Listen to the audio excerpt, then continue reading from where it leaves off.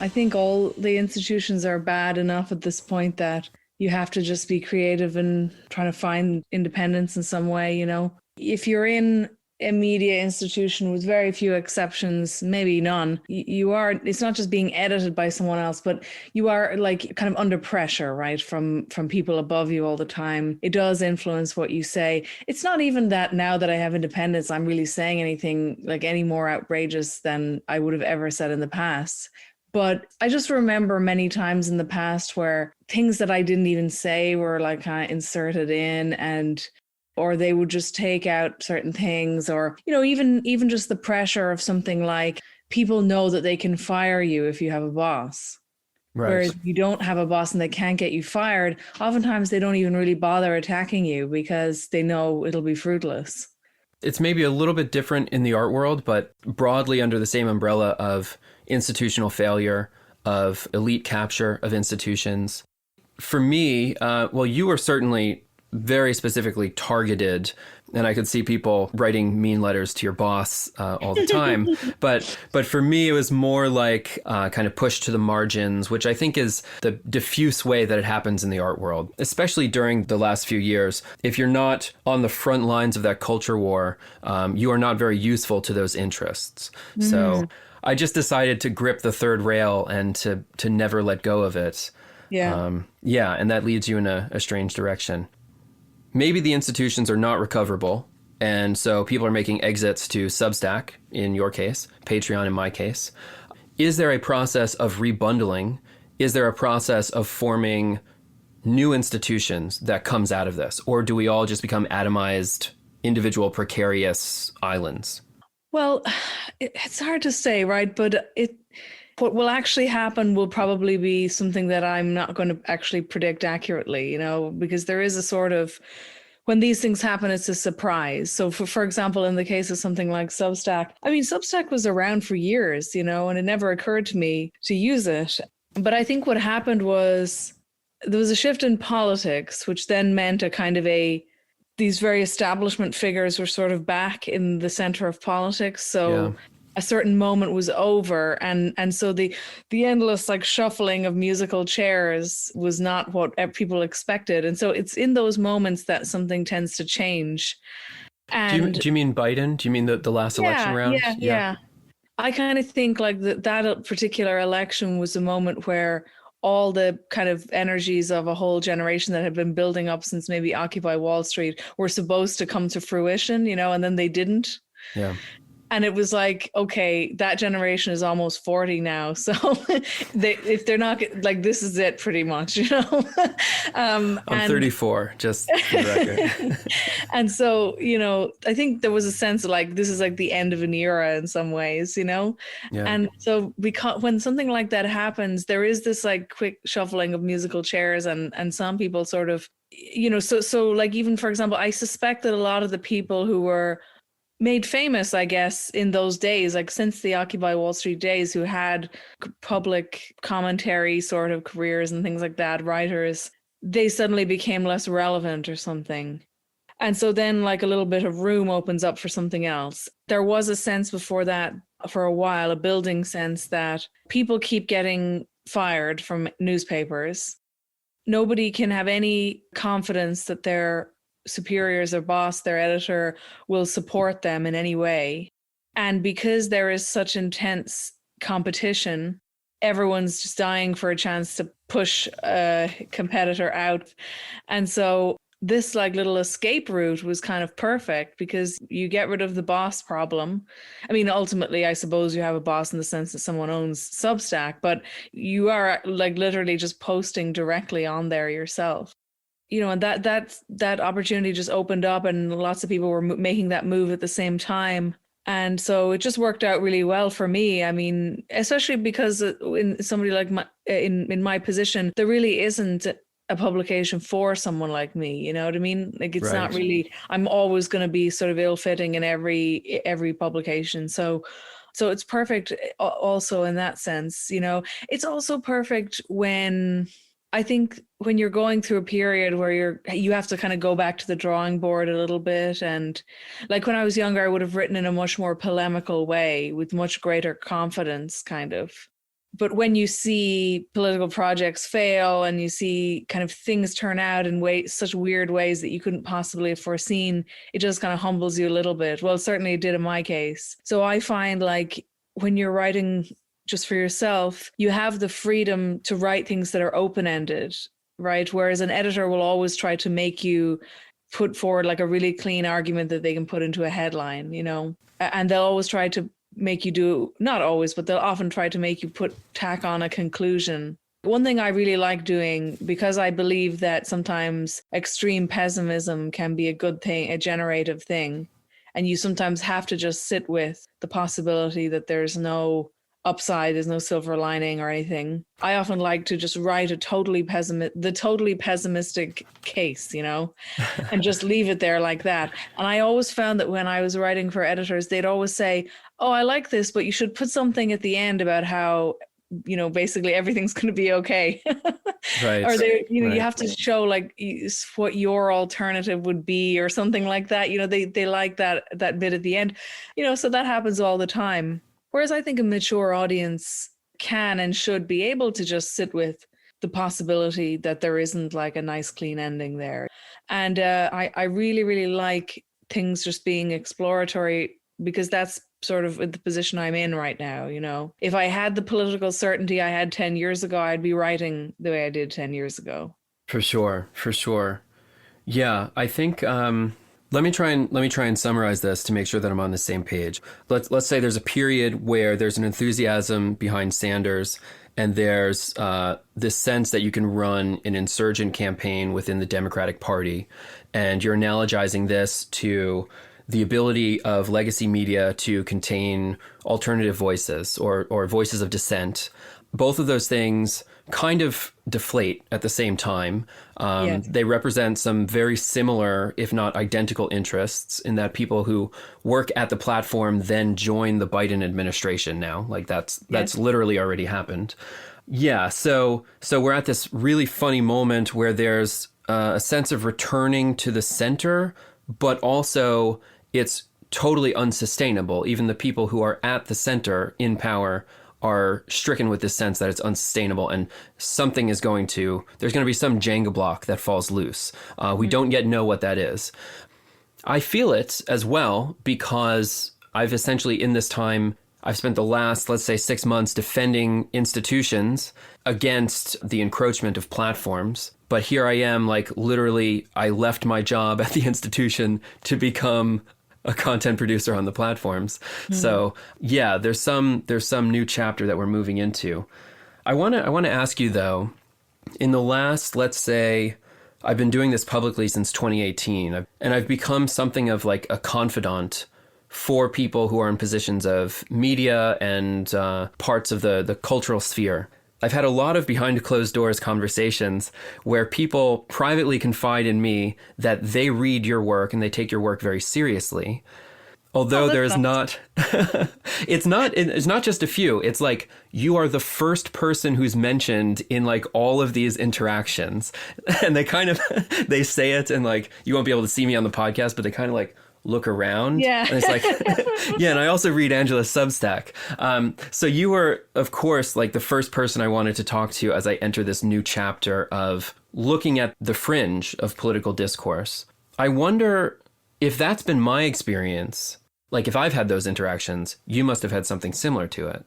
Oh, yeah. I've had people say stuff like that to me for a long time. Yeah, I also had some woman say to me recently, oh, I fell out with a friend over your book. Oh, no. Yeah, she had or I think maybe, yeah. And I think it was actually two friends of hers fell out over my book or something like that. And I thought, God, that's sad. Wow. That's really sad. Like it's like 150 pages or something. Yeah, I know. It's just, but I mean, that's just such a testament to, okay, but here's what's interesting though, right? Because you know from researching radical online politics that the range of what is being said out there in anonymous internet world is so huge, right? It's like, right. Yeah, it's the absolute like furthest extreme in every direction you can imagine. And so what I'm saying is so, to me, sensible. So I don't see myself as being in any way out there on the fringes, and yet in a strange way, I tend to attract more of this kind of reaction than even the most extreme stuff that's out there, which is an interesting and puzzling thing.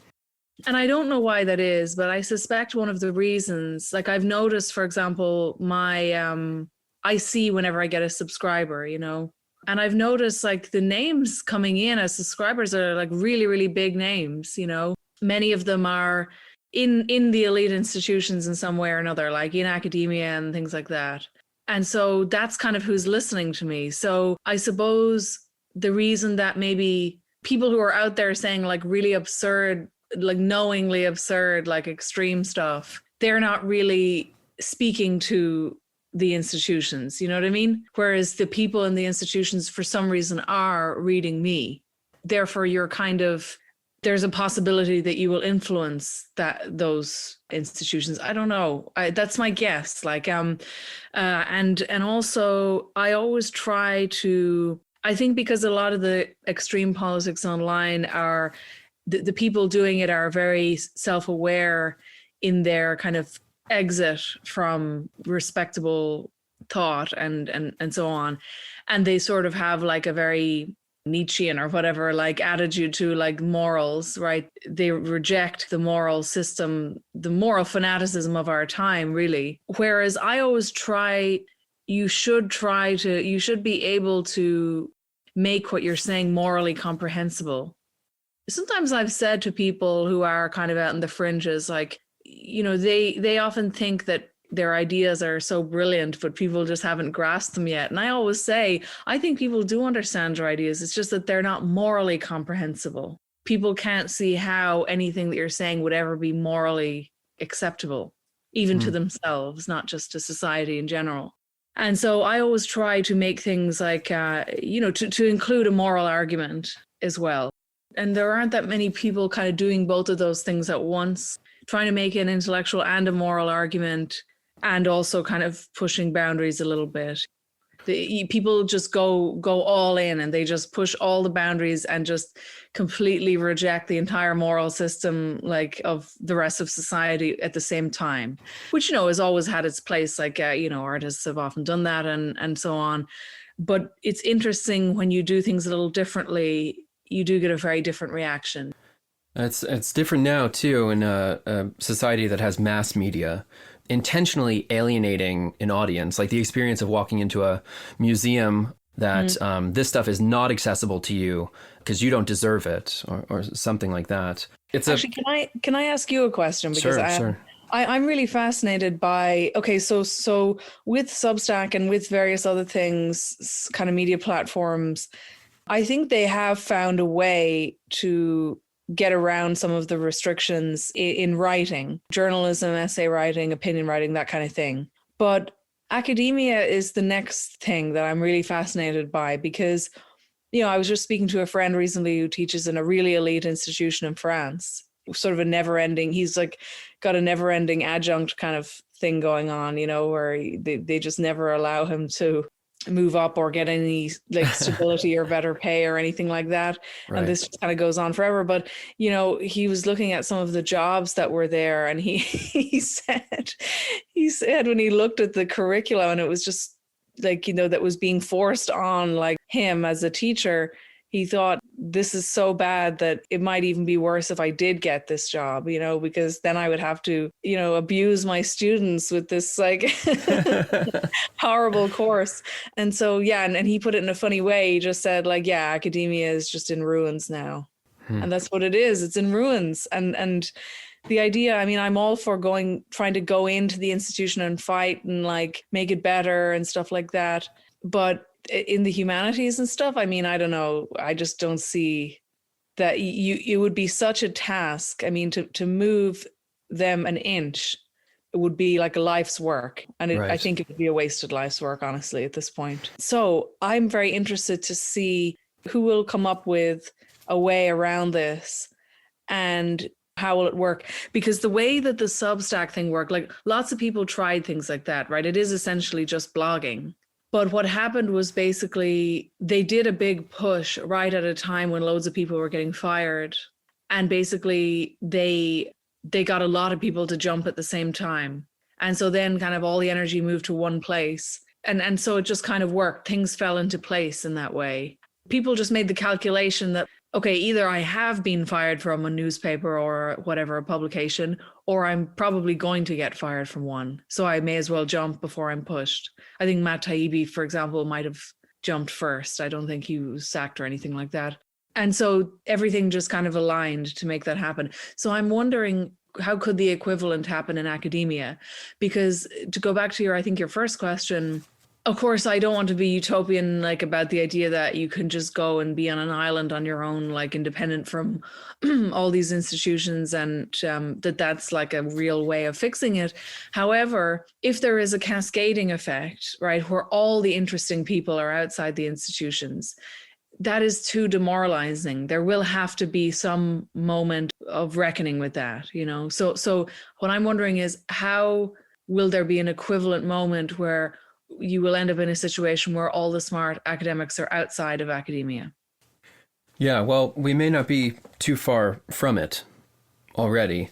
I think my specific experience in teaching art is that we are given a tremendous amount of latitude in the stuff that we teach, in that I was able to literally design my own syllabus without oversight in one example. And for the other, it was like 80-20, 80 of mine and 20 of theirs.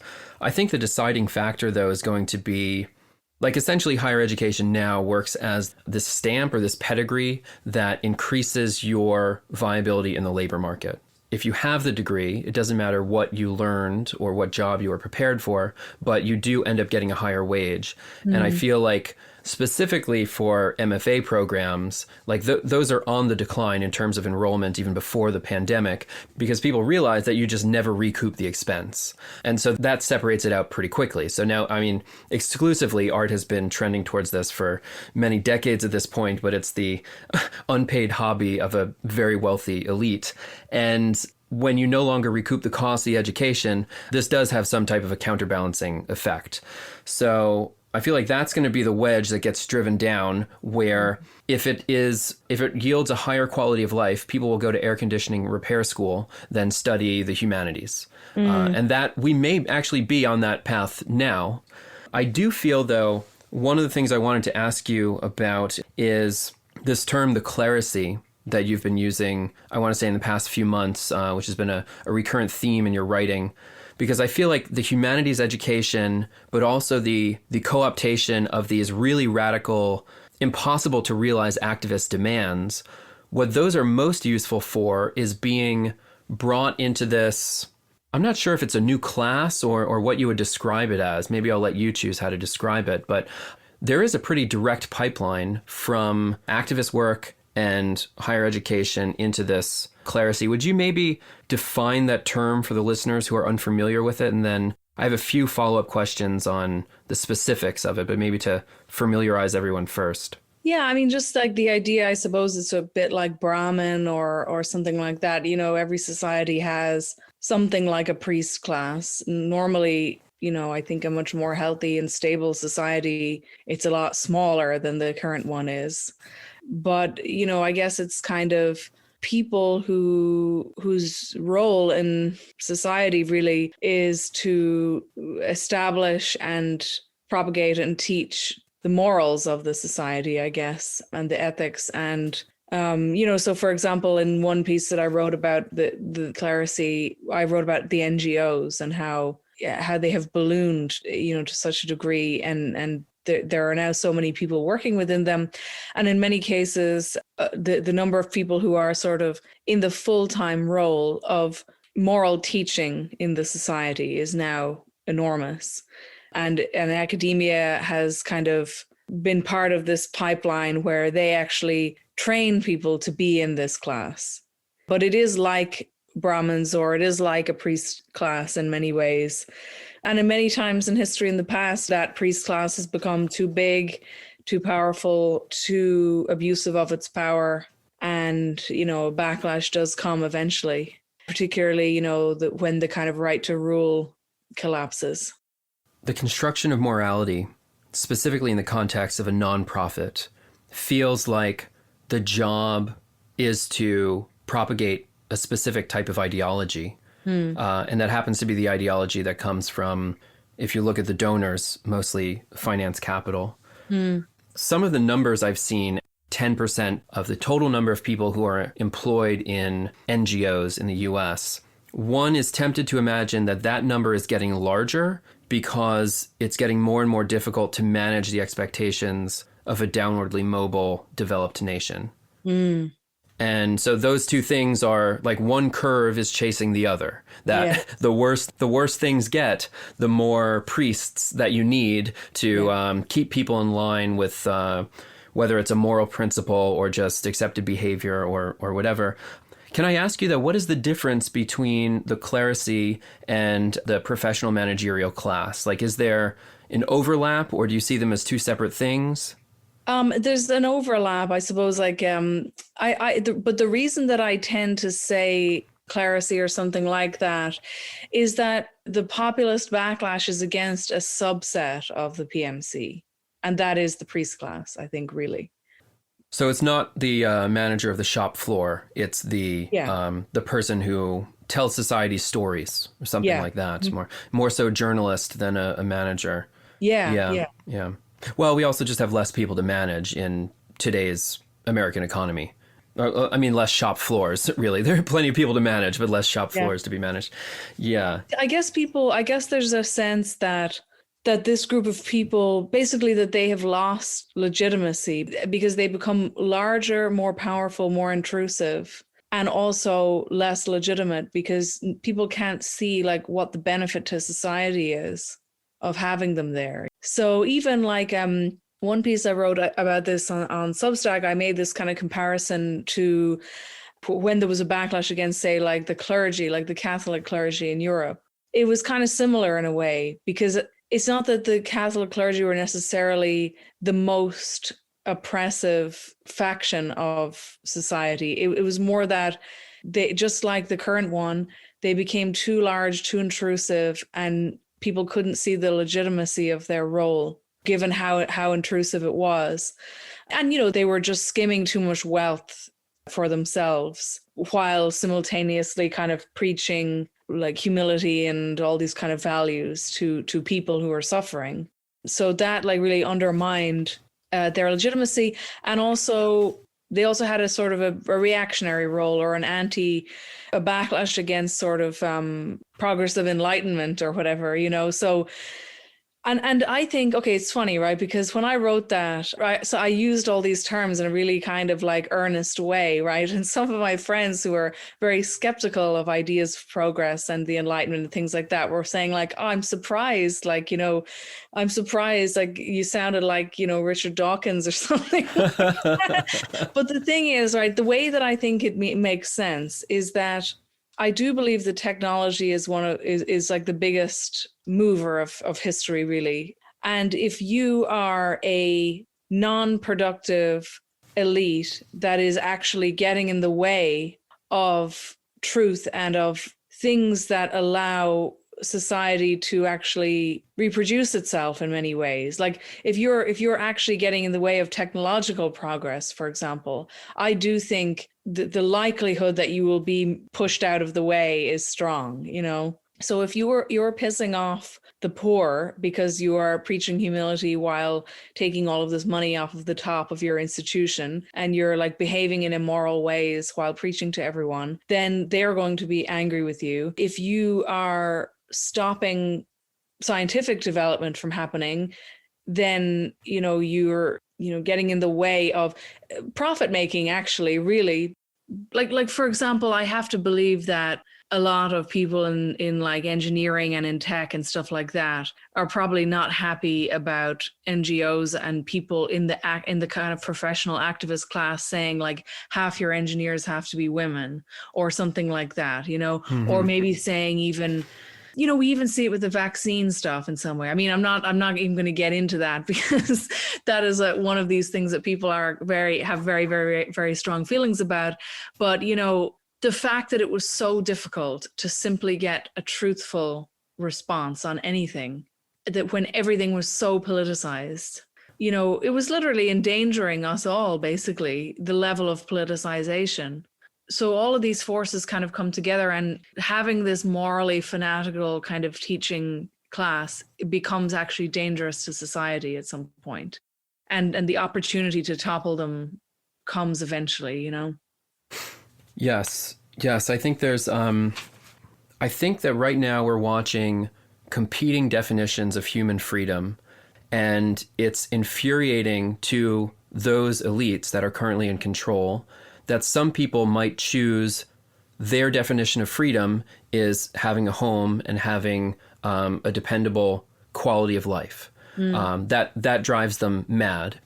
And I mean, I feel at this point, really being in the weeds for the past few years, that like the only real trajectory, the only escape hatch out of this whole thing is basically rebuilding the labor movement in socially conservative areas. Like you have to redraw the lines of politics in the United States, but that's a larger thing. Let me table that for a second, because I want to just echo something that you said earlier about technology moving history, and it's great to be in conversation with another enlightened leftist. I'm sure you're very unhappy to hear that description, but I'm only somewhat joking. But someone who's inside the art world, when you talk abstractly about these elites, I know some of them.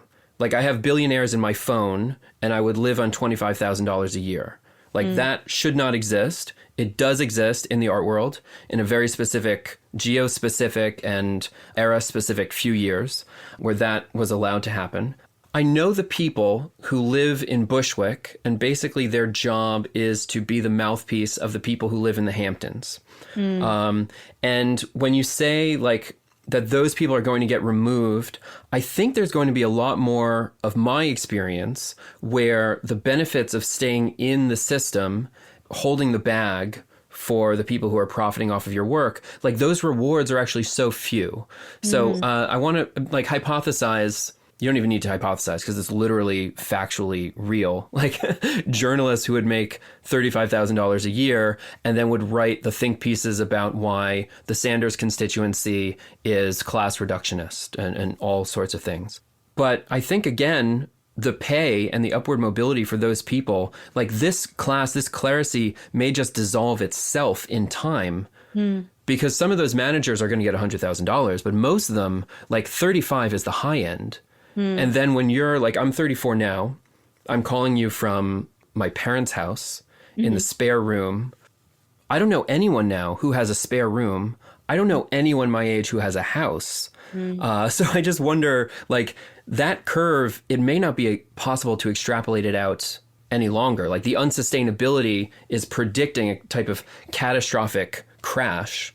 And the bookend to this thing, if I can finish this long route that we're on here, is, I guess, superpower competition, where the rise of China is going to force certain changes in the way that the American economy is organized. And let's say just a rough, let's even overestimate it. Let's say there's 20% of America that is employed in maintaining the current order, siphoning real value out of the economy. Someone's going to need to tighten their belts. And I just wonder how much longer it can continue if there is no path for upward mobility of anyone who is in this, like, as you described, clerical class.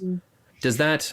Yeah, no, there's so much there to talk about. But, you know, at the moment, I'm just reading Sally Rooney's most recent book. And I'm just thinking it's so funny because all millennials, millennials are probably the generation that were like, that believed in that were the most disappointed in a sense. Like, you know what I mean? They start off with the most like utopian idea of what life is going to be like, and they get the biggest disappointment kind of at the end. And if that's true of millennials probably in the West in general, but it's true 1,000 times over for Irish millennials, because we like moved sort of like 200 years in like 20 years or something, in terms of going from huge families, totally rural, you know, very religious, like all that stuff, to just completely secular, childless, millennial, like cosmopolitan, but totally insecure economically, no potential of owning property, you know, all that stuff. But when we were, say, starting out, like say in our early 20s, we just couldn't believe our luck, basically. Like we really thought we really thought that we were just going to be able to wander around Europe and be have this like ideal cosmopolitan lifestyle, because that was very much packaged and sold to us. Like I always think of early advertising for cell phones and, you know, and things like that. And it would always be people just like living as digital nomads, you know, around. You're talking about like Dublin becoming a tax haven in this period? Yeah. So basically what happened is that in the late 90s, there had been a couple of failed economic policies. Like, you know, Ireland only got its independence in the early 20th century. So it hadn't developed normally because it was a colony. So it really had just produced agricultural export. So it had to kind of build an economy from scratch. And that project was kind of faltering at various times, but they did make some progress on it. But in the 90s, they had this idea, oh, screw that, we're just going to turn it into a tax haven. And so at first, of course, it's great, right? Because at first, all of these companies flood in. All the European headquarters of all the big tech companies are based in Dublin. And all this money is there. And suddenly there are jobs for young people. And well, the young people think they're like interesting jobs or fulfilling jobs or like high prestige jobs and all that stuff. Now, a lot of these companies are just basically brass plates. Like they don't even employ anyone. So they're not even really, they're not even really providing jobs, but some are. And you know, it's like, I suppose like we kind of laugh at it today, but like the whole kind of way of life that was being envisioned by Google and all these companies, you know, where you have a really big network of friends and you travel and you have all this freedom and all that kind of stuff. Like, so we really did believe in that, like, and we really did think that that was going to be our lives, you know, and that we would be also better off than our parents, as well as having all this tremendous freedom. And so it's funny now, if you read, when I was reading Sally Rooney, I was thinking like, if Sally Rooney is miserable, like what hope is there for the rest of us, you know? And actually all these writers of my age group, the kind of millennial writers from Ireland, Roisin Kybert is another one. She's really good. And there's a guy called Rob Doyle and another guy called Mark O'Connell, who kind of wrote this book about transhumanism. And what they all have in common is basically, and I suppose me too, what they all had in common is that they ended up being incredibly disappointed by this thing being a lie, basically, and none of it really working out very well. And so everyone in Sally Rooney's books are, you know, people in that situation, right? Everyone they know is emigrated. They're still living with their parents or something like that. Nothing has really worked out. And they have and then they start becoming very apocalyptic about the future, you know, so they're like obsessed with like just like climate apocalypse and all these terrible things are about to happen.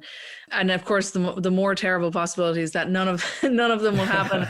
you'll still be in the same situation in 10, 20 years because we don't actually know a way out, because the plan that we had just didn't really work out. So yeah, I think that if people can find a way out and they can make it work economically, they will do it. And in fact, the institutions won't be able to stop it. Like if somebody can crack that, if somebody can find out a way to make it financially viable for people to be independent scholars and be able to live on that, then just in the case of academia as an institution, I think that it will be like an unstoppable exodus, basically, because nobody is happy in there.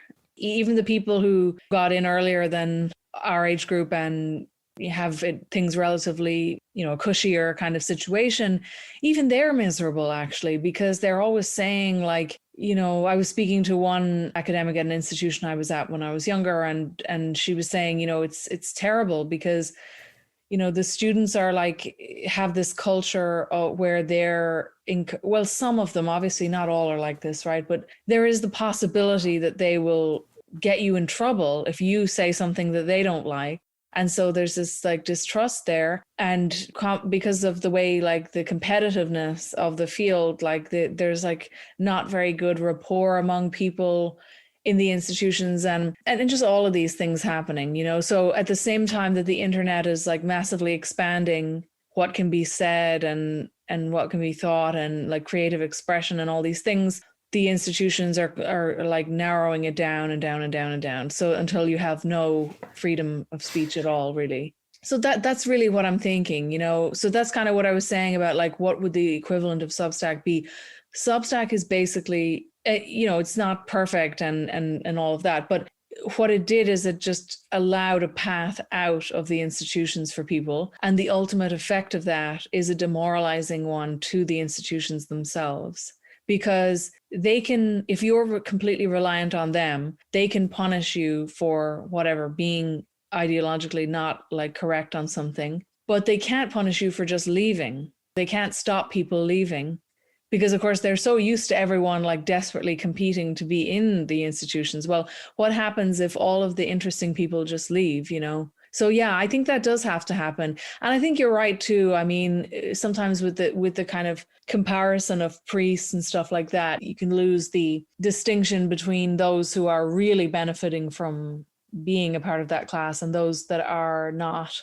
And, you know, also like there's nothing wrong with kind of wanting to be part of these institutions, right? Because I wanted to be part of them, right? And I think like I did too. Yeah, I mean, like you want like big art institutions, and you want like scholarship, and you want like lots of books to be published, and all of these things. Like, so it's always a danger, you know, in kind of critiquing these things to accidentally end up just sort of sounding like a Philistine or something, like, you know, or being kind of like unnecessarily critical of things that are actually very understandable. You know, these should be the great institutions, media too. I mean, we see right now how with all this vaccine stuff, people can't get on the same page on anything.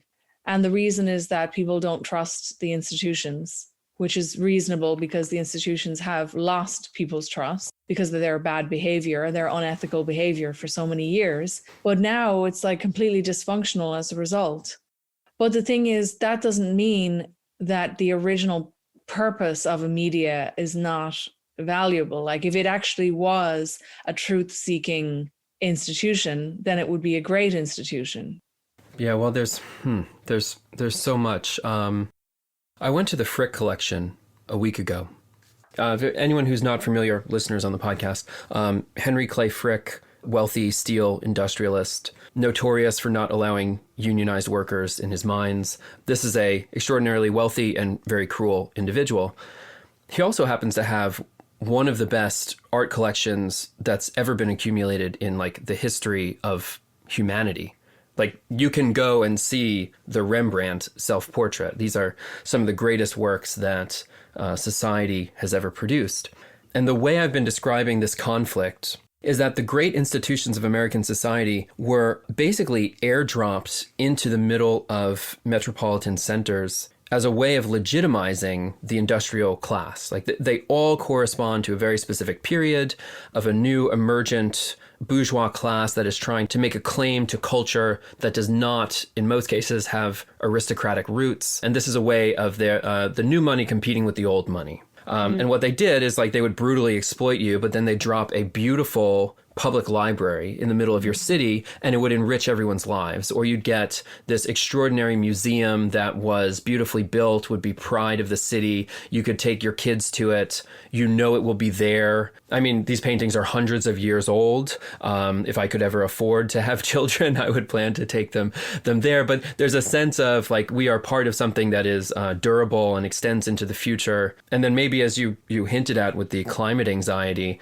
this is really, I think, a placeholder, a very efficient anxiety, emotional placeholder for people's fear about the unsustainability of their own lives and the society that they're a part of. But what I'm seeing now, when we start to talk about these platforms, is that there's never going to be a Bezos or a Musk or a Zuckerberg collection. Like, there's not going to be another Frick. That was a unique period, and this corresponds to the ideology of Silicon Valley, the sense that markets are self-legitimizing. And if this thing rises to the top of social media, then that is the freedom that this emergent techno-capitalist class is trying to facilitate versus what would be perceived as authoritarian top-down narratives of curators and editors and an institution that extends into the future, that this would constrain human freedom in some way. But what I fear is that, one, it's still to be determined whether a sense of freedom and legitimacy can be achieved without the need for institutional narratives, for no one to nudge you from the top down or suggest the right reason for doing things. If you just have an infinite horizon of possibilities, what do people choose? Do they feel satisfied with those answers? What is maybe there is a necessary managerial or clerical interest to guide people. My fear is that that is not actually achievable. And we've seen YouTube, for example, as a platform, is becoming more like a neoliberal institution in that the alternative narratives are being pruned away. So it's not necessarily clear to me that, how long is it before this happens to Substack? How long is it before this happens to Patreon? Is it ever possible to remove the process of legitimation from capital? Will they just erect their own new, more ruthless institutions instead? That's maybe like a 10-year question. That's not the immediate now. That's entirely possible. That is absolutely possible. These platforms opened up possibilities for people who are already kind of being nudged out of institutions anyway. And so in the short term, they're great. But no, it's totally true. I mean, even if you think of something it's almost like a cliched historian thing to say, the printing press, was a technology of the Enlightenment and stuff like that. Well, now look at newspapers today, right? Their purpose is not truth seeking anymore. Obviously, it is funny how that kind of Silicon Valley age of big capitalists, they're legitimizing equivalent to what the Carnegies and Fricks and people like that did is, I suppose, NGO stuff, right? We're going to have Wi-Fi in every village in the world kind of thing. That's their equivalent. Or I think if you think back to the Arab Spring and stuff like that, their idea was that the internet will bring freedom to the world, basically. The villages who don't yet have Wi-Fi, the techno-capitalist class does not need their consent. They needed to have brought high-speed internet to people who are in rural zones of red states. That's what the consent that was never collected should have been. Right. But because that is their legitimizing thing, right? They want to be seen as moral, and they want to be seen as doing something good for society too. But obviously, I mean, what people like frickin' Carnegie did was something much better. I would much rather the museums and the libraries to what Mark Zuckerberg is doing. But nonetheless, as a function, you can see it works the same way. It gives the moral legitimacy to be if you look at, I find the most instructive thing is to look at Wired magazine from the 90s. And you really see the ideology laid out most plainly there, Mm-hmm. Yeah, the never-ending boom. I was looking at that cover. Yeah. Yeah. The one world, and sort of this global humanity and the mixture of technology with the spirit of the 60s and all this kind of stuff. That is basically the vision, and that is the moral legitimacy. But then it is interesting too to see that moral legitimacy itself is kind of falling apart a little bit. If you think of Afghanistan as an example, that idea of we're going to make them all feminists and engineer society to be progressive and to be open and all those things. And that sort of is a big blow to that worldview. Yeah, that's the thing, because I feel like a crazy person for saying this or thinking this now. But I mean, my understanding was that those freedoms grow out of a necessary basis of material freedom. And it seems like people are being materially immiserated while they are being offered all other sorts of identity-based freedoms, but you don't really get one without the other. It's like trying to build a house on sand, and I don't understand how how their identity can flourish if they don't have a roof over their heads. So it seems to be moving kind of backwards to push the culture war onto people who are, in some cases, living a peasant subsistence lifestyle. Yeah. I guess how do you account for that type of miscalculation that you would force these freedoms onto people and not provide the material foundation for anything else? It's a classic case of hubris, It's just they're too wealthy and like no one's telling them no.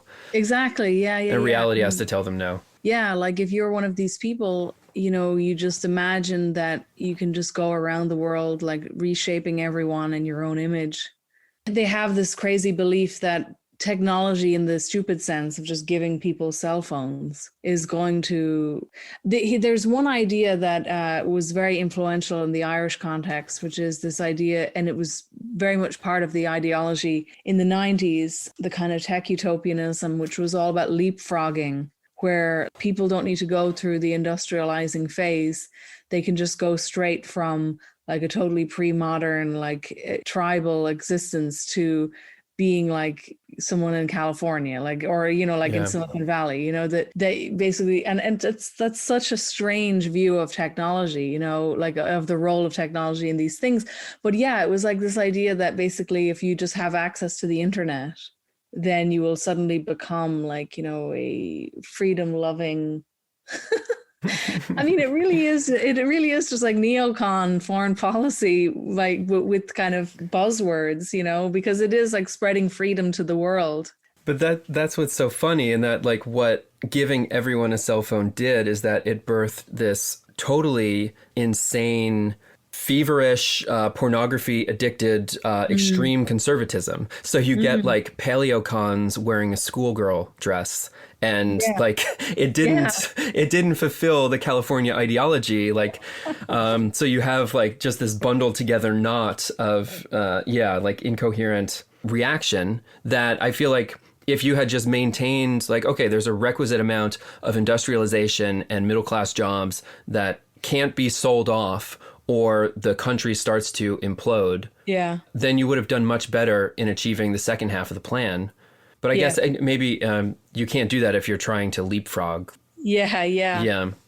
And the equivalent, I mean, so you can do the leapfrogging thing in a place like Ireland in the 90s to some extent. I mean, it's not like we were completely like non-industrialized. We did have industries and stuff, but a not fully developed economy to a post-industrial economy. But in the American context, what they did was basically just got rid of like so much of the productive capacities, and then thought that through like tech and finance, they could sort of make up for all of this. But you said earlier about like the influence that China will have on remaking America itself. I think that's true. I think that they are actually going to rethink all of that. I think that there's a good chance you will see a lot of the stuff that Trump proposed actually come to pass. Reshoring industry.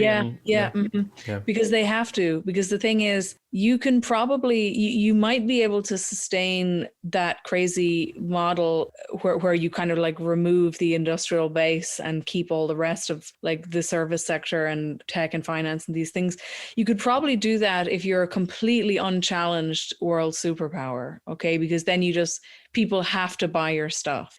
And you can just print money, basically, But if you are challenged on the world stage, that all changes.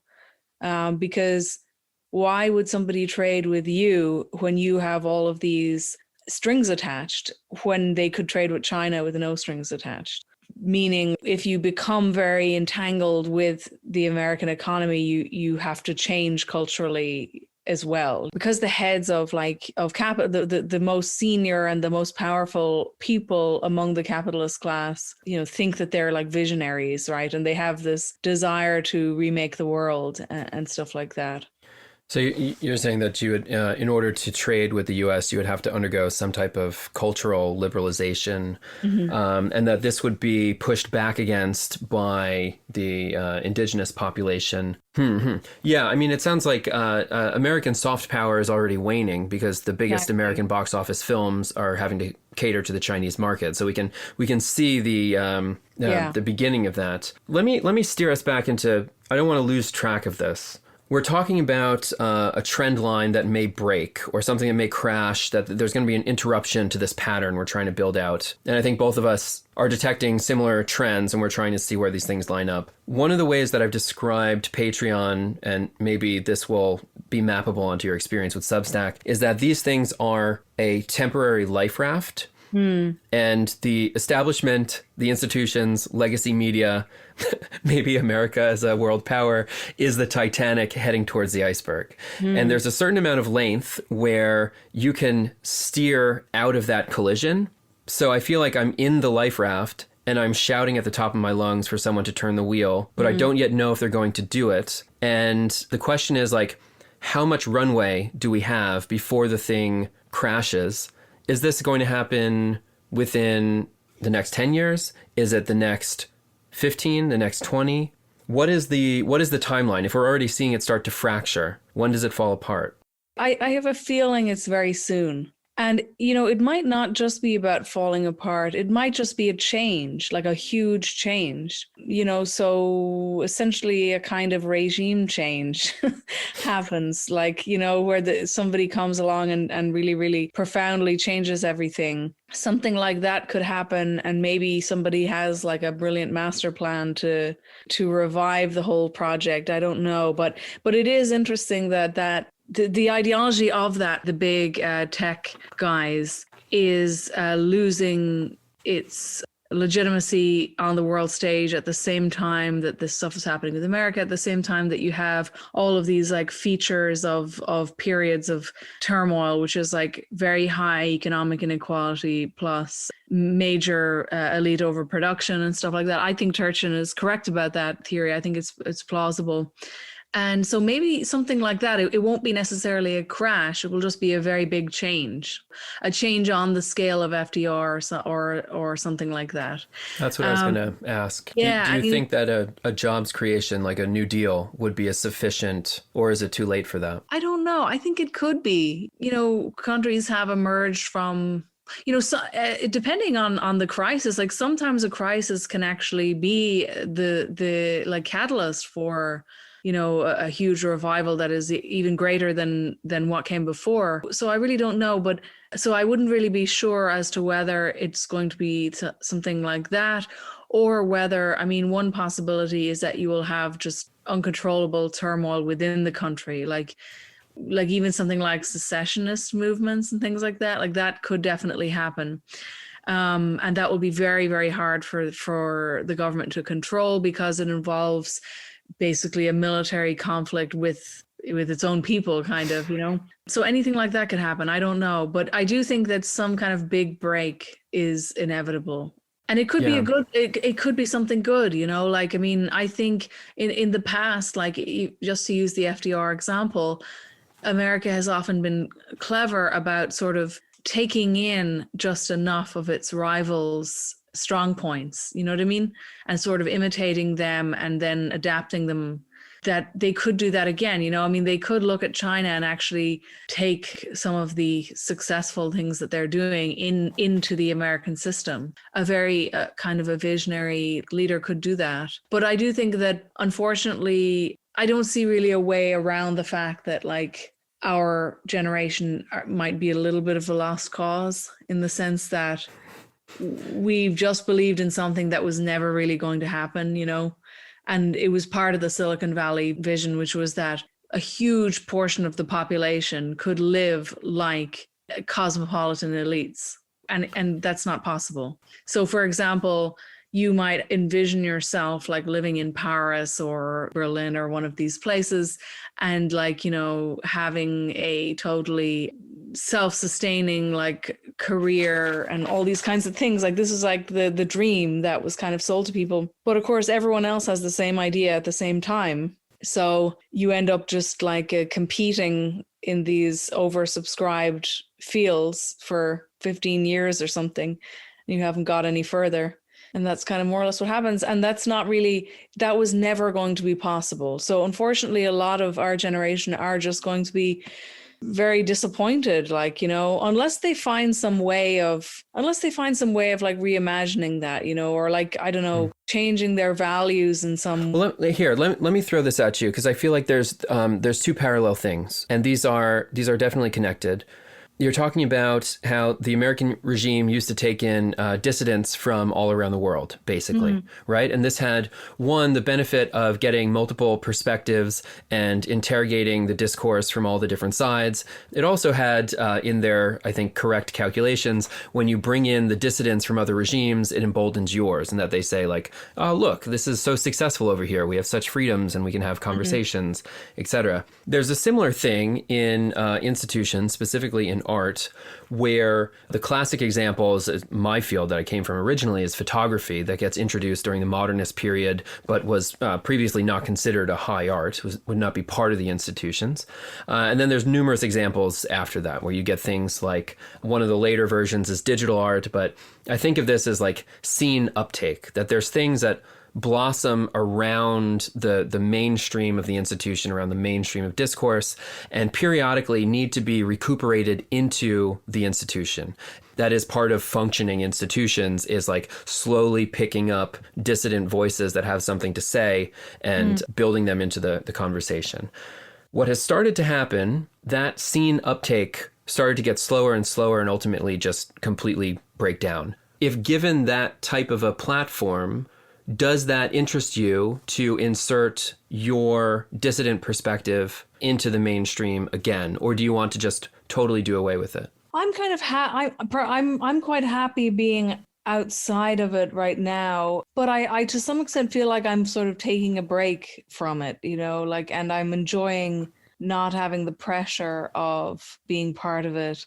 Rob Henderson, I saw it recently on his website. He wrote this thing about how he was writing about like the difference between people who leave, not just institutions, but even countries and all kinds of social bodies when they become difficult, and those who stay and try to reform them.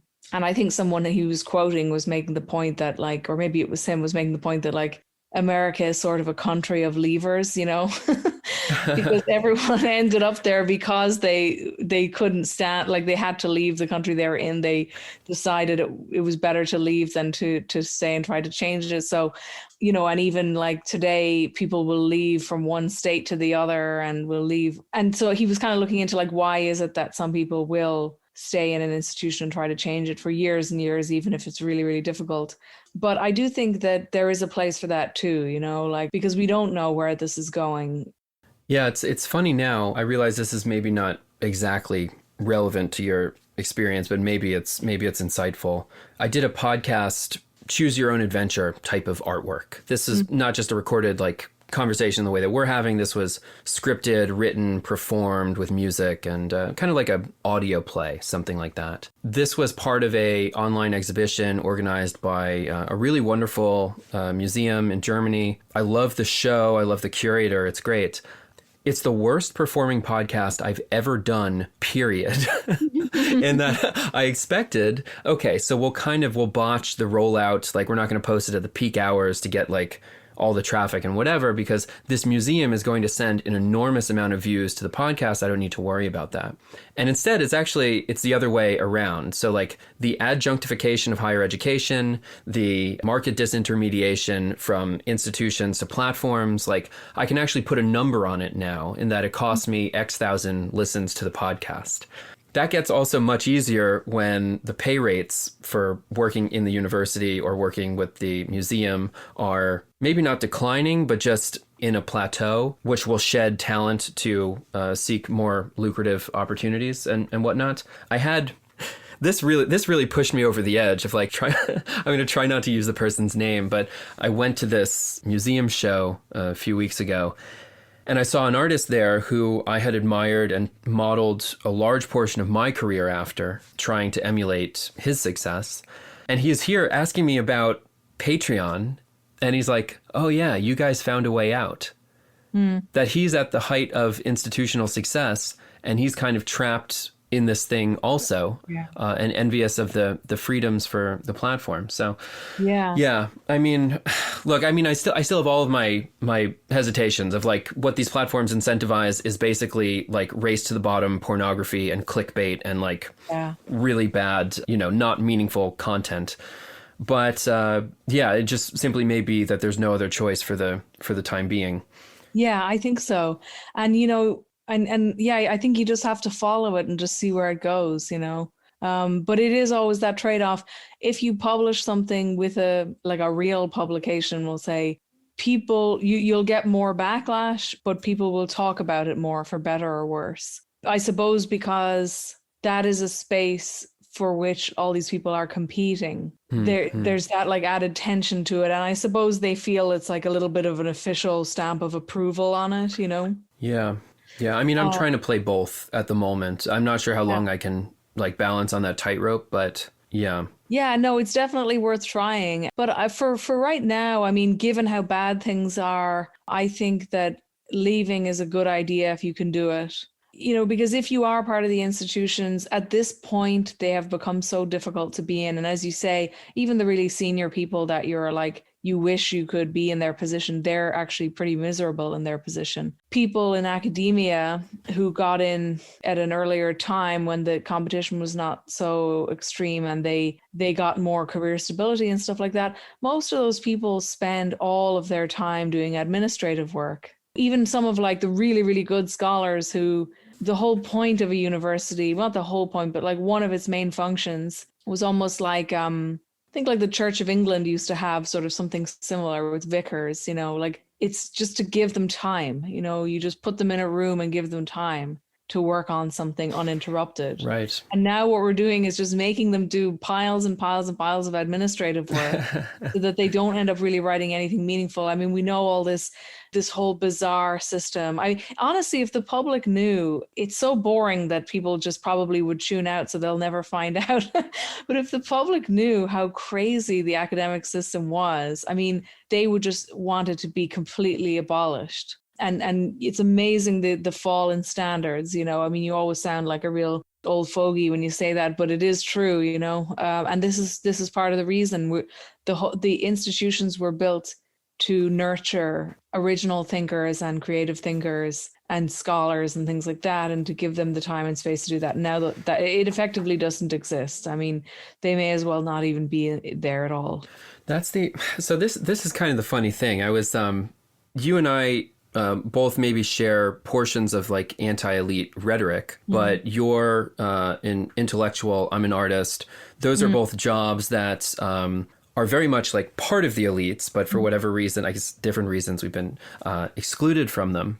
I do share your criticism that like the level of discourse has, I think, catastrophically fallen to a degree that I wonder if it could ever be recovered. On the stream, one of the things we've done is go back to some of the like classic debates. We were watching William F. Buckley versus Michael Harrington in 1967. And it's like 50 minutes of uninterrupted discussion. And it was just so much more in depth and better. It's impossible to imagine that this was part of like just television, that this was available to the public. Yeah. And now people are like, well, if the trailer is, you know, beyond 20 seconds, no one's going to watch it. Yeah. It's like, really? So I wonder if maybe it's not like, maybe I'm not really anti-elite, but we just need better elites. There is this synthesis of, although it's very rare, but it's like a good, healthy elitism that is actually like necessary. Because we don't want, let's say we just completely liquidate all of the institutions and now we're navigating public discourse through the platforms and we have Logan Paul and Alex Jones in debate. And that's like the extent of what we can get in 2021. Whereas, you know, we had Buckley and Harrington in 67. Like that's a measurable decline. Like these people are much stupider. The conversation is way worse. Like, how do we get back to 67? I don't know. It's like not a fair question to ask. No, I know. No, that is true. I mean, in a funny way, like I am an elitist in some sense, but that's only because I think if you're an elite, you should earn your place there. You know what I mean? You should be like somebody who is like, you know, has something to offer to society, I guess. Many of these people did, you know, and and I don't know, it's really hard to imagine getting back. I mean, first of all, the institutions that nurtured people would have to be restored to their former function, because that then influences the whole of the rest of society. Are those state institutions or educational or? Educational, yeah. Because, you know, for example, like a lot of the decisions that are made about education for younger people are actually those decisions are made and those like ideas are thought up higher up in academia. I just think that the whole standard of writing and of speech and of scholarship and all these things has to be kept as high as possible. And the rest of society will be kind of lifted up with it to a large degree, because you will be tested much more from a young age to kind of reach these higher standards. Now, there's the other thing of like the internet, I mean, if you are just not even really if you are not being exposed to having to follow a sustained argument over like several hundred pages, if that's like an alien experience to you, that is going to change actually your brain. That's going to change like your thought patterns and the kind of thoughts that you're capable of having.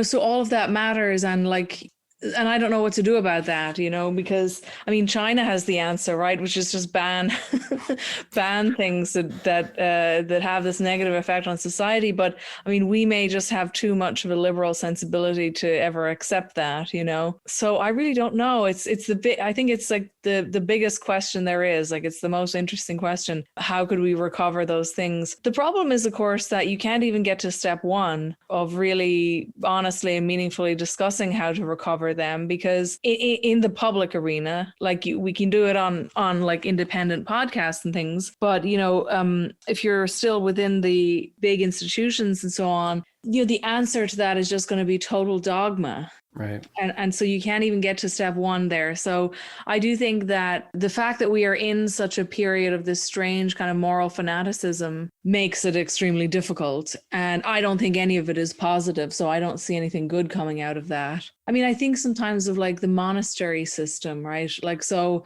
in Ireland, monasteries were set up and they had their own internal sort of economy, in the sense that members of the monastery like farmed the food that people ate, that the monks ate, and they produced something like a wine or something like that they actually were able to sustain themselves. And, they engaged in quiet scholarship. They kept kind of their libraries and the kind of memory of these things over a long period, where those values and that kind of scholarship were not to be found anywhere else in the society. So that's an example of an institution that exists just to kind of hold on to a precious thing that has been forgotten. It's an arc. Yeah. Yeah. I think about that. I think about that a lot recently in relation to artworks and preserving them where there's not institutional interest.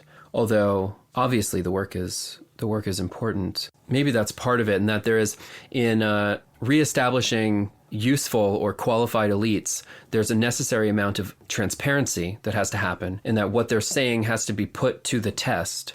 And if it's unchallenged, then we can't really know if it's true. And the platforms offer an opportunity to do that, despite all of their terrible incentives and all the bad things that come along with it. But it's not clear that there's another option at the moment. So that's kind of what's happening anyway. I think also it's like this balance between, you want competing ideas, but you also don't want completely cutthroat competition either. Because once you do that, for example, I think one of the reasons that nobody is really truthful now is that the only way to survive in the current climate is to join a kind of political tribe. Because then if you're part of a political tribe, then you have the protection of that group.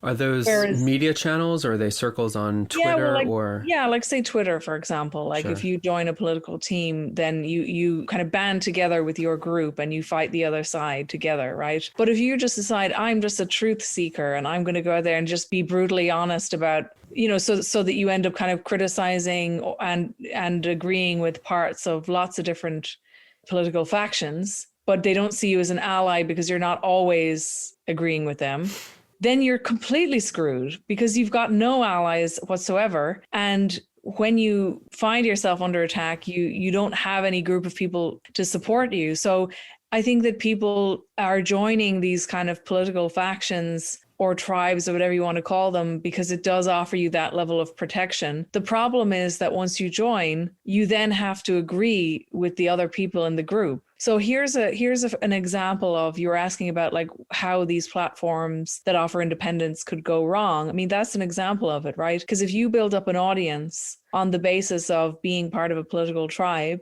and then you disagree with them on something, then you become a hate figure to your entire audience. They turn against you, yeah. Then because they have no institutional support and they are entirely reliant on a particular audience that got behind them maybe over a particular issue, then they will lose that audience, and that audience will turn on them. I mean, one of the things I'm trying to do, I'm thinking about that a lot, because I think that at a certain point, I kind of developed an audience that were people who were on the socialist left, who were skeptical of identity politics or something like that. That would have been sort of the audience that I attracted. And I remember one time having a discussion which was about identity politics. And I felt very aware that I was brought there to be the identity politics is bad person, you know? Familiar, yeah. Yeah. And so just out of bad-mindedness, I just decided to go against my own position, you know, but I was trying to make a bigger point, which was more that, you know, lots of things are technically identity politics that also have a universalist element to them as well. So for example, civil rights movements, civil rights are like the ultimate in universalism, right? Because they're expanding rights to all. But the method of their organization, it can be identitarian. And so that's the point I was making. But I could tell everyone was really pissed off at me for not saying what they had come there to hear, you know.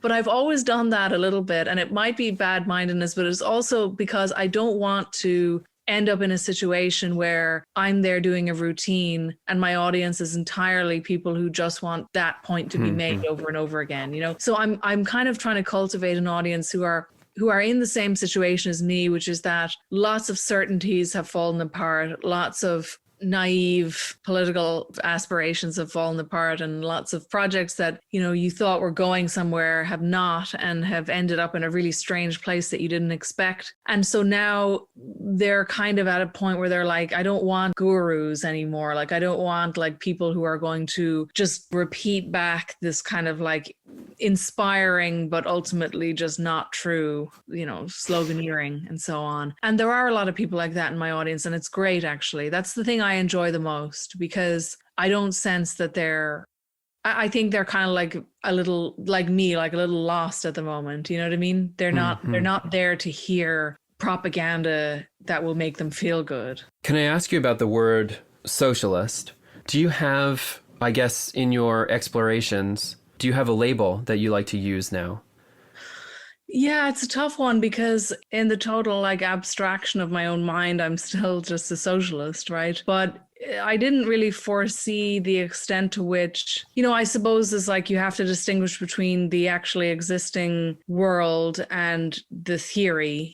And very often, you know, even if you look at the history of like of different experiments that have claimed to be inspired by Marx, that spans the whole, that's like a million different things, right? So it can be everything from like Cuba to the Khmer Rouge to like North Korea to East Germany. You know what I mean? These are like completely different things that have almost nothing in common with each other. And so I do think too, like one thing I'm thinking about a lot recently is the extent to which I'm uncertain how much those kind of political labels actually mean. I don't really know. And yet at the same time, they do capture the imagination. So they have power of some kind. Otherwise, people wouldn't be employing them. But sometimes it's interesting, because when I listen to younger people have political discussions online now, I'm very aware of how, especially young men, I'm very aware of how obsessed with political categories they are. Yes. Like obsessed, you know, and they will have like arguments that go on for months and months about, or forever really, about whether this person or this party or this nation state or whatever it might be belongs in this category or this category. You know, like if for some reason it matters enormously to them. And I'm just not sure how much it does matter. Like, I don't think that that's really the driving force of things. Like there are countries, for example, that have like a center left social democrat like party in government most of the time, right? They're like the dominant party, and they're just like a democratic country that are way more socialized. Their economy is way more socialized than the kind of ideological categories would suggest. So I don't know, but I still kind of do use it as the closest approximation of what I think and what I believe now. I'm just not very, very dogmatic about exactly what it means, because I think like it has a lot to do with a lot of historical circumstances, you know, and the particular circumstances that different places find themselves in at different times in history when an opportunity comes along to have some kind of a major economic revolution or something like very, you know, broad and sweeping. So yeah, I use it, but I'm aware that unfortunately, after all that's happened over the last couple of years, I don't think it's a word that is going to be taken up in a popular way again for a while. You know? Yeah, there was maybe an opportunity a few years ago. Yeah. But I do think, I mean, one of the things that I think we're both aligned on here is that there are clearly some necessary changes that have to happen, are going to happen one way or another. And that includes stop privatizing everything, start doing more planning. And in different places, under different historical conditions, those are going to go by different names. And so what I'm most interested in is moving people between belief systems and facilitating a level of state spending, of reversing the tide of neoliberalism